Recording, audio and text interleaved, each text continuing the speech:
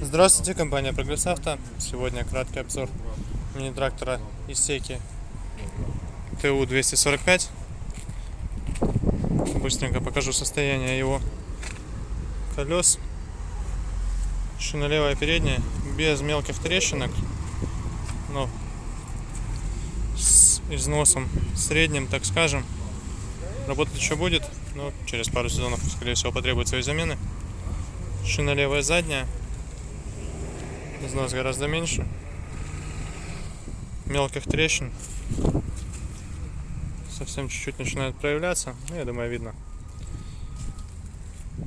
Трехточечное навесное устройство, регулировка гидронаклона, фреза с автозаглублением. Состояние ножей отличное просто, думаю, видно. Лючок под грядообразователь на фрезе, цилиндр, правое заднее колесо. Износ шины также небольшой, замечаний к ней нет. Переднее правое колесо, износ, конечно, сильно больше, но тем не менее без трещинок, работать будет еще долго. По месту водителя здесь у нас достаточно большое число регулировок по фрезе именно.